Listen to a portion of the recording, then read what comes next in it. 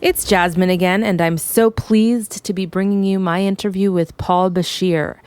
If you haven't heard about Anonymous for the Voiceless and their cubes of truth, you will be blown away by how passionate and effective these activists are in bringing the truth about what's happening to animals to public spaces around the country. You'll also be blown away by how easy it is for you to get involved. Here's my interview with Paul Bashir. Welcome to our henhouse, Paul. Thank you for having me. And you're in Melbourne, and it's 7 a.m. where I am in LA, and you mentioned it's 1 a.m. there. So thank you for staying up so late to chat with me. I'm usually up late getting work done, but yeah, no problem. Well, you have a lot of work that you're doing, and Anonymous for the Voiceless pursues a very specific mode of activism. So can you start by describing what it is you do in a nutshell? Yep. We are an animal rights organization that spreads an abolitionist vegan message, and we specialize in street activism. So we take to the streets with what is known as the Cube of Truth, which myself and my partner developed in the city of Melbourne. And the Cube of Truth has two elements to it. It's the cube, which is a demonstration akin to an art performance. It's a static and peaceful demonstration. And we show the public the truth about what happens to animals, the truth that's been hidden from the world for far too long. And we then have the other element of the events, which is the outreach. And the outreach comprises of activists who are educated and confident in spreading the vegan message to bystanders. And we speak to bystanders who stop and watch the footage. And we only speak to those individuals, so we don't chase people down or anything like that. And we do that for a specific reason. We're trying to break down the psychological barriers that people have towards this message. So we find that if we only speak with people who stop, then we're going to have a much better chance of piercing through their conditioning, essentially. Well, it's very powerful, and for anybody listening to this, I encourage you to go to anonymousforthevoiceless.org, and just as a kind of entry point to the work you do, there's a really powerful video there, and it sort of reminded me of Eddie Lama's old work in that the video itself it captured a lot of the reactions of the bystanders, more so even than what you all are doing. And you could see that like moment of recognition, or that moment of horror, or that moment of no, this can't be on their face. It's pretty powerful stuff.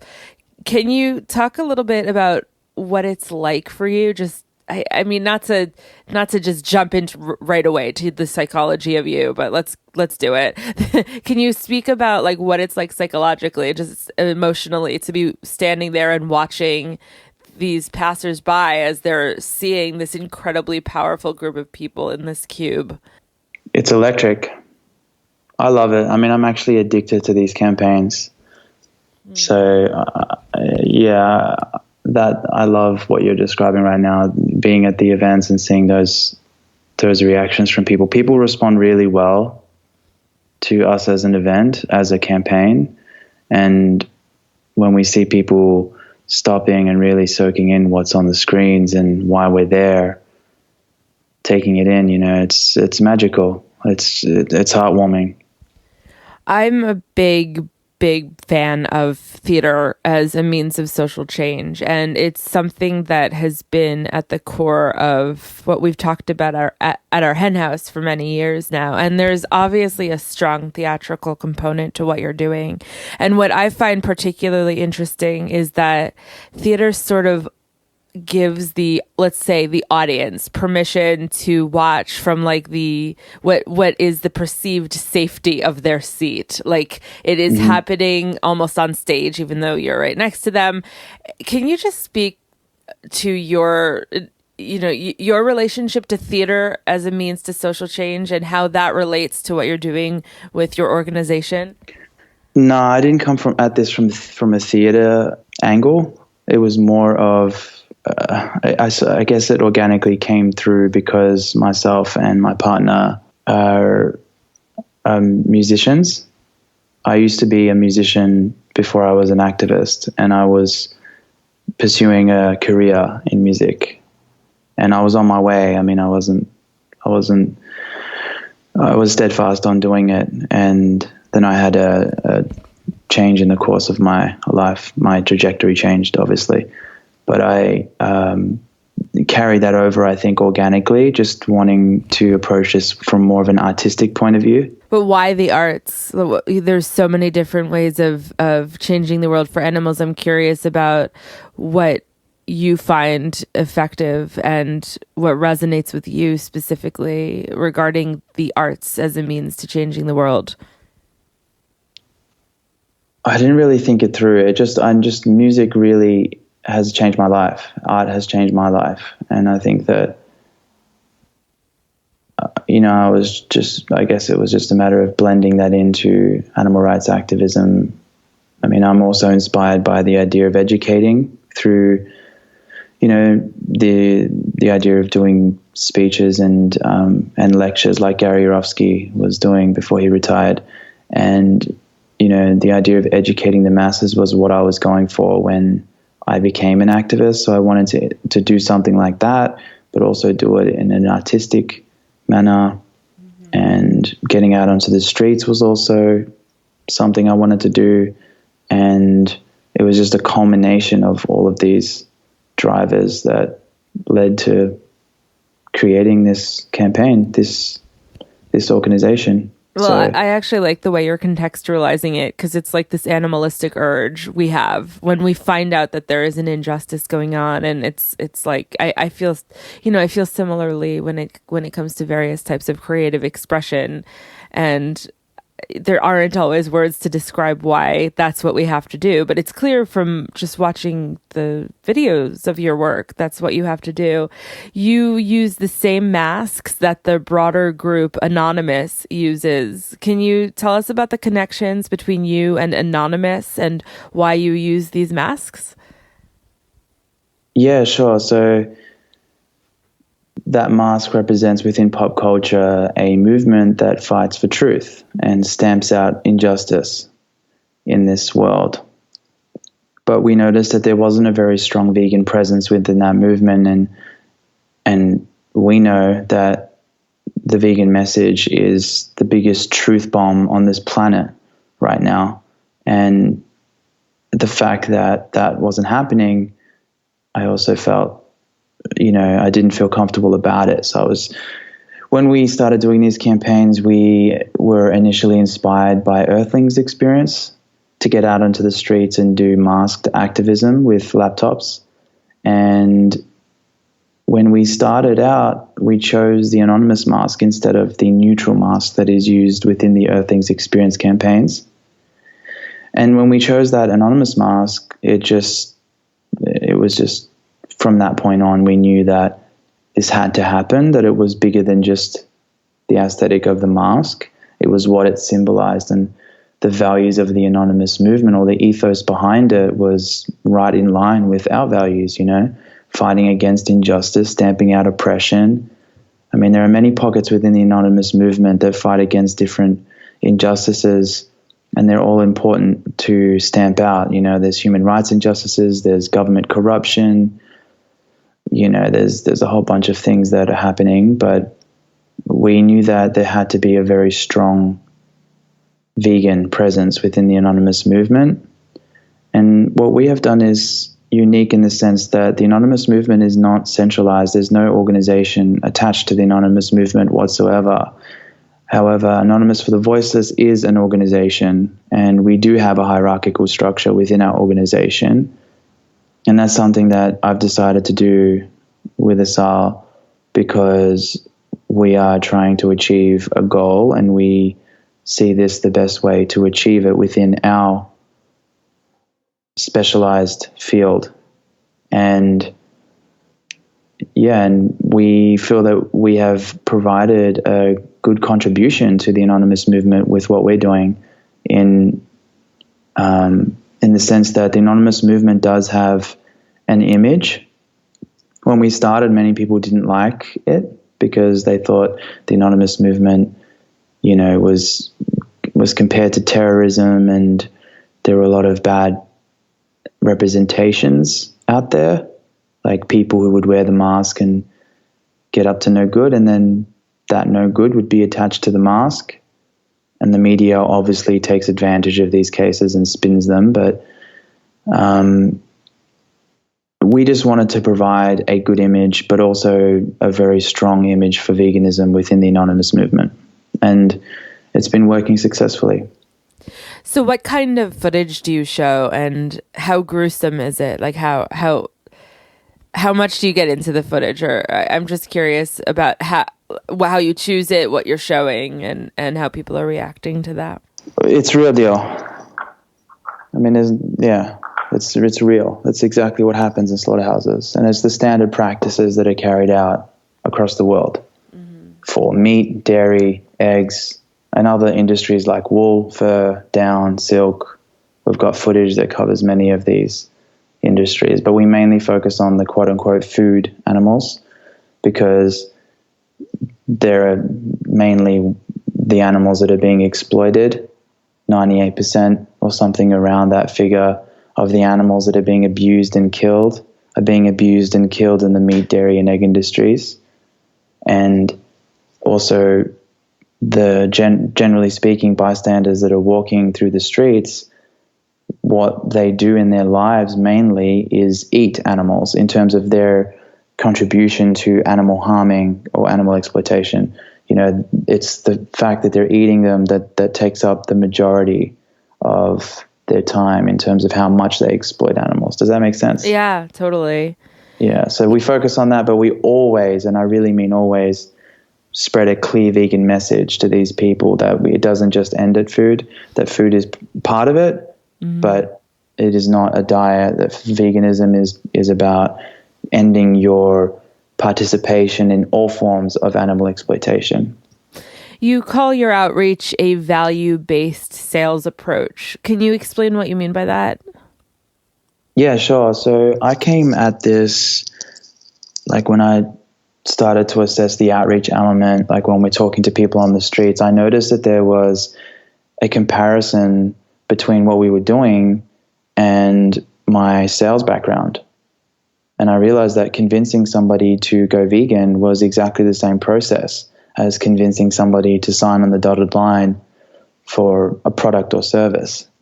And then I realized also that so many people in this world have some kind of sales training under their belt. You know, like they've done it, you know, they've been in a call center job or they've done some kind of job where they've had to do sales training. But we all do that sales training in order to do sales. And that the sales that we're doing is always for commission. So that is a commission-based sales approach where you're only selling things to people in order to make money, right? But in this approach, we're doing this to provide value. And that's what I mean by value-based sales approach. We don't get anything out of somebody going vegan necessarily. We don't get any money out of it necessarily. We don't get any money out of it, period. You know, we're convincing somebody we're changing the world. You know, the fulfillment that you get from that is what you're left with. You know, you're not left with anything else. So that's what I mean by value-based sales approach. We use sales tactics, but with the agenda of changing the world. So it's a value-based sales approach in that manner. Do you specially train the people who do the actual outreach on communication strategies? And if so, what do you emphasize? Yeah, we run a workshop that we do. We've been traveling the world doing these workshops in different cities. And in the workshop, we get pretty deep into the outreach strategies that we recommend. There's quite a bit to mention if I was to get into it, but essentially we help people with communicating this message to non-vegans and doing so in an environment like being out on the streets in that setting, you know, specifically how we find it works best. So yeah, we really do help with that end of things, and we provide outreach support and give tips. It's within the organization. It's something that we talk about often, you know, but it's something that we also are looking to develop further. Like, we are looking at building an online academy that will help people anywhere around the world with an internet connection to learn outreach and to really master their craft. And we're looking to launch that academy next year. That's amazing. That's so exciting. But there, a lot of the listeners to our hen house are people who are trying to change the world for animals in their own community. And so I'd love to just briefly unpack the communication strategies that you go over. Just even if you have any overall tips, overarching tips for people who are working within their community, either as activists or just as influencers within their social communities, for how to most effectively reach non-vegans. I know it's a big question. Sure. I mean, I can give some tips. I mean, I would say first and foremost, focus on why far more than you focus on how. So in this movement, we tend to focus on like how easy it is to be vegan, but people don't really care about how easy it is to be vegan unless they're sold on why they need to be vegan. And that is the biggest part of the sale.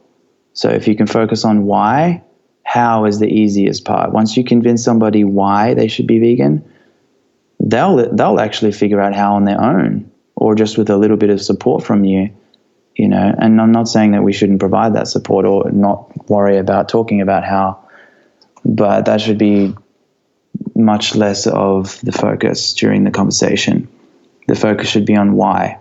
And there's, I'll just run through like a 3-part process for any sales process. Like, traditionally speaking, there's a 3-part process. And I guess I'll just break that down for the listeners. So the first part is to get somebody emotionally convicted, because as you know, with veganism, it is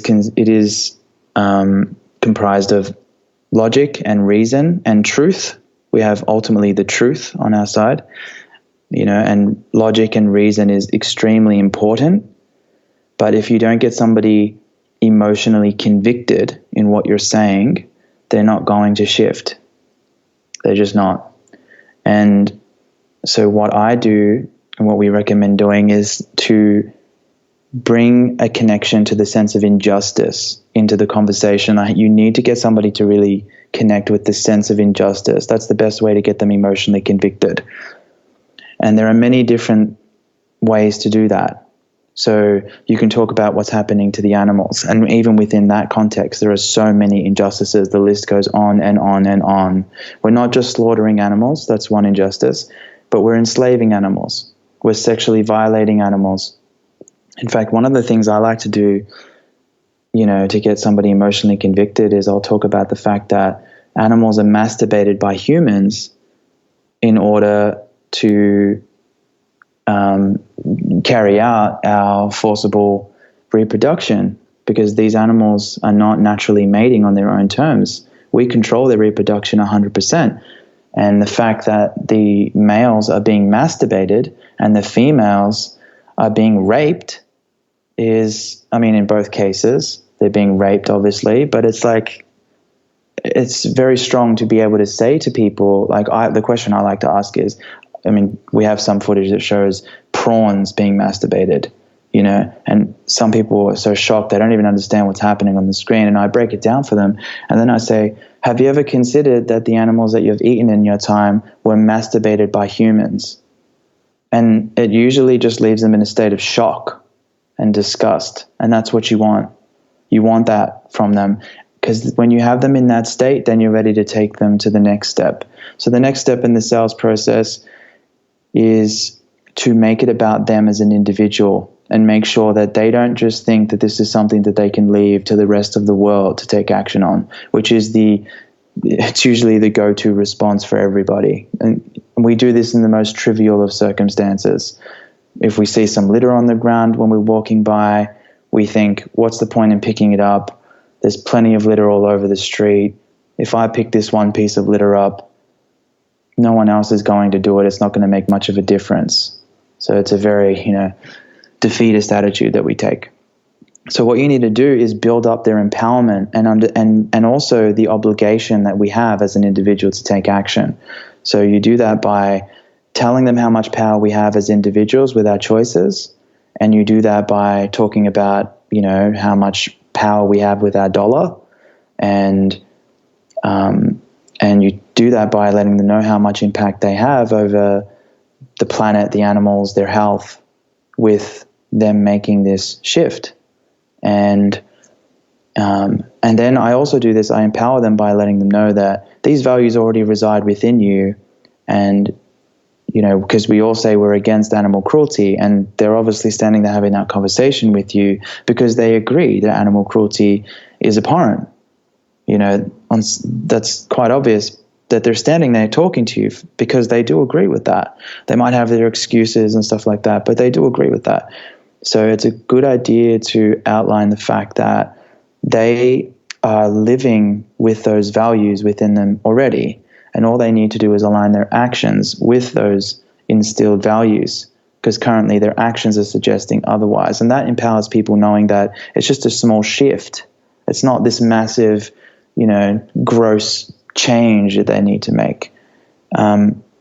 And I also talk about the obligation that we have. So, like Einstein said, those who have the privilege to know have the duty to act.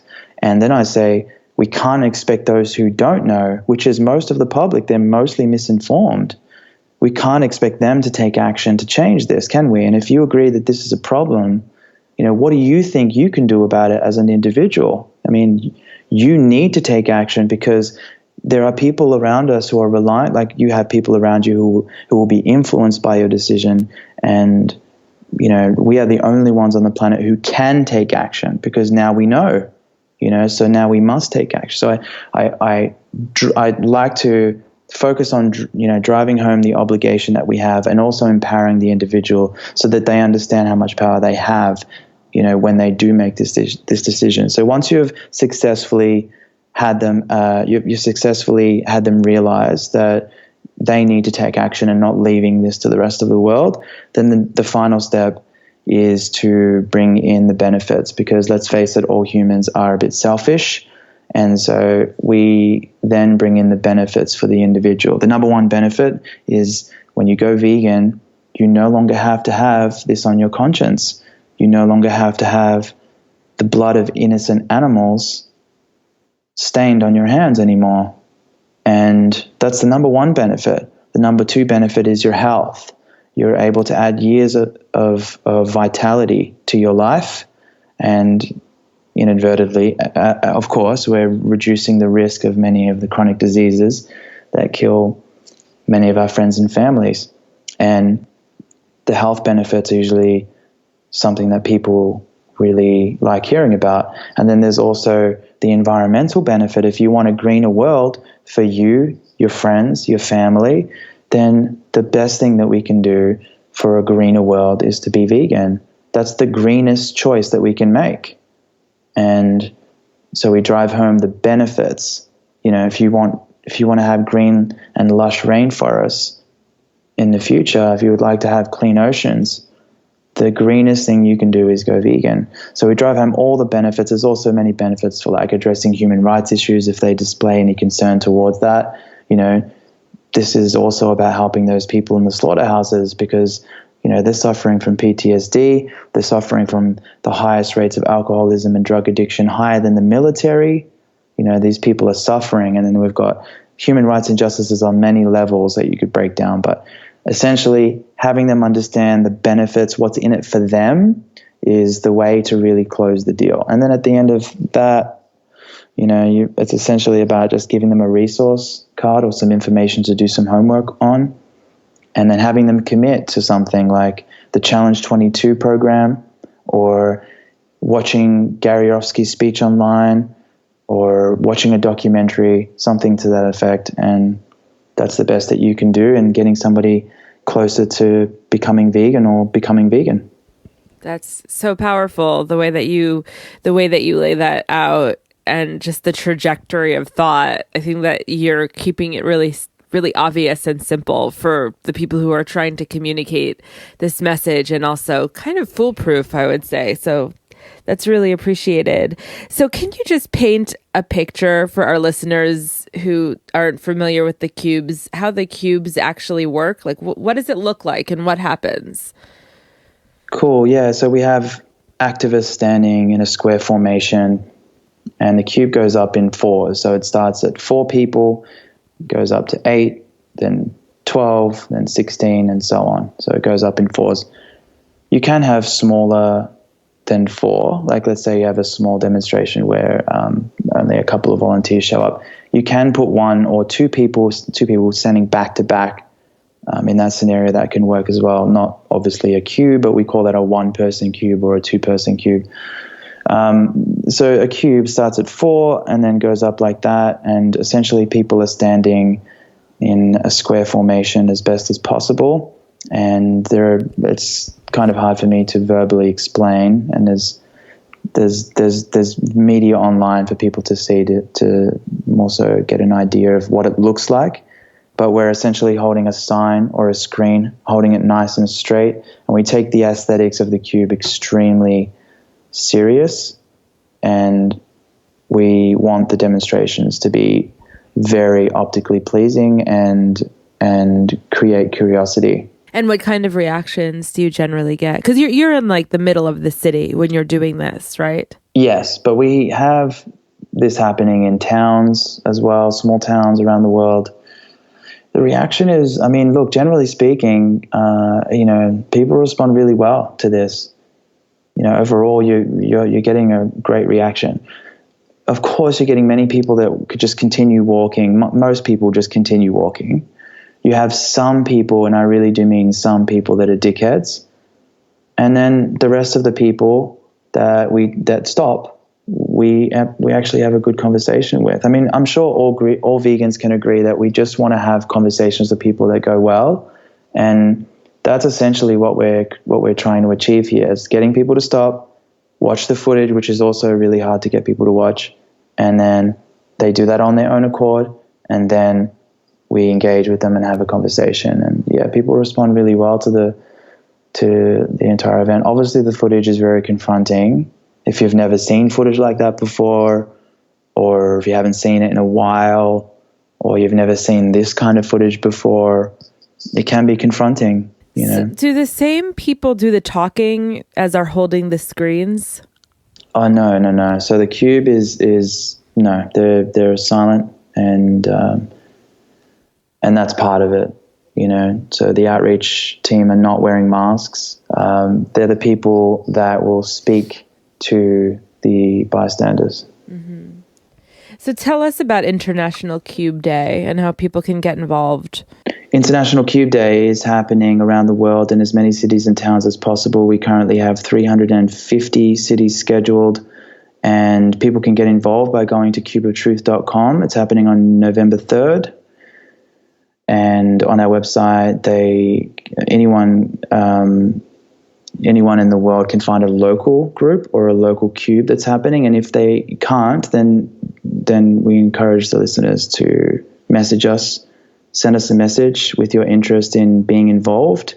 And if you're willing to step up as an organizer and take on a new chapter, then that's also encouraged. We can give you the support that you need for starting a new chapter in your city or town. And the first event for many people is on International Cube Day. They'll start a new chapter, and then they'll do their first event on November 3rd. And last year it was on November 5th. So it's going to be, from now on, it's going to be the first week of every November. The first Saturday, I should say, of every November. Can you reiterate your website and how people can find out more about your efforts? Yeah, sure. So you can find us online through cubeoftruth.com, and everything is pretty much there. If you're trying to find a local group or events that are happening near you, if you're looking to get involved, that's the website to go to, and you can contact us through there. Or if you're trying to get non-vegans to go vegan, you can also send them to our website. There's many resources, things to watch, things to read, things like that. Well, I know that you said that you'd stay on with me to talk to our flock. So for those of you listening to this right now, I'm going to talk to Paul about that moment where his career pivoted and also chat with Paul about his feelings regarding veganism as the bottom line ask, as opposed to systemic change in systems. So if you're not a Flock member yet, I hope that you become one. And if you are one, thank you. And you can listen on Tuesday, the Tuesday following the airing of this podcast episode. But for now, Paul, thank you so much for joining us on our henhouse today. What you're doing is really incredible and really powerful, and I encourage everybody who's listening to this to get involved. Thanks so much for staying up late and chatting with me today. No worries. Much love.